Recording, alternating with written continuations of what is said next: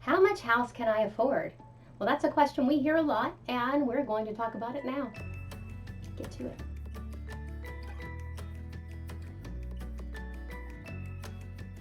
I'm Sandy Curtis with Berkshire Hathaway Bowen Realty in Hagerstown, Maryland, and today we're discussing how much do you need to make to buy a house?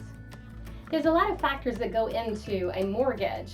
The three main things that are going to affect your ability to buy a home are your credit score, how much you have to put down on the mortgage, and your debt to income ratio. The higher your debt, the higher your interest rate could possibly be.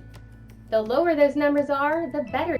When bankers are doing the numbers, they take your income and then they also take your outgoing bills or debts, and then they run the numbers to make sure that you fit within the criteria of the loan that you're looking at. No more than 28% of your monthly income should be used towards your monthly mortgage payment, and no more than 36% of your monthly income should go towards your debt. So how much of a monthly mortgage payment can you afford to pay?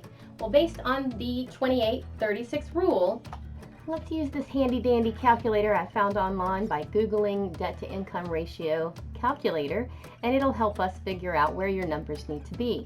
So let's use an example of $5,000 gross monthly income. That's just a general round number. It's easy for me to remember. So $5,000 gross monthly income.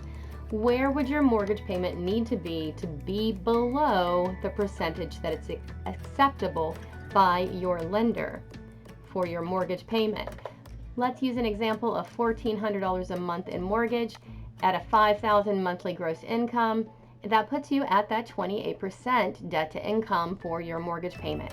So you would want to keep your payment below $1,400 a month.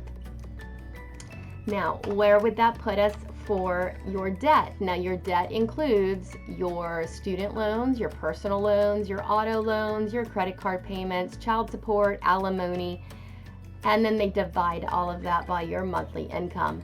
So let's use the example that you have $5,000 coming in every month in gross, and that you have $1,800 in debt that you are paying out every month. Doing the calculation on that brings us at 36% of your debt to income ratio. So you're going to want to pay those bills down sooner rather than later, because the more debt you put on there, the higher that percentage is going to be, and the less likely you are going to get qualified for a loan. The quickest way to do these numbers is to reach out to your lender and ask them to run the numbers for you. That way they know that the taxes, the hazard insurance, and your homeowners association, any other additional fees that are needing to be paid towards that property, are included in the estimated monthly mortgage payment.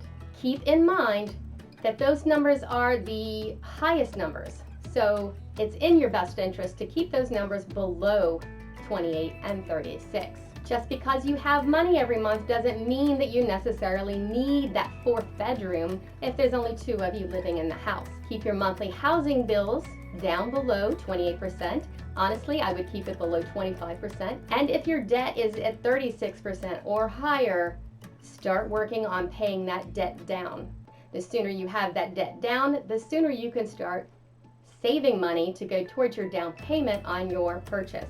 Keep in mind that credit scores, the higher that credit score, the better your chances of a lower interest rate is going to be.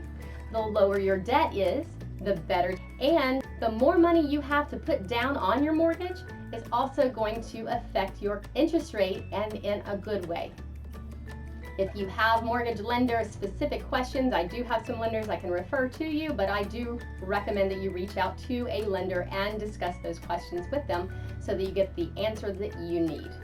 Keep in mind that there are home ownership costs that you should be saving money for in the back end.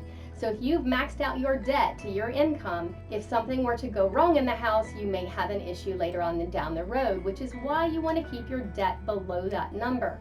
Things like your utility bills, repairs, if you have an appliance that goes bad, even routine services like pest treatment. Those are all items that you should keep in the back of your mind that could be an expense to owning that home. Hopefully this answered your question, or at least gave you the right direction to go to get that answer. I'm Sandy Curtis, and I will see you on the next video.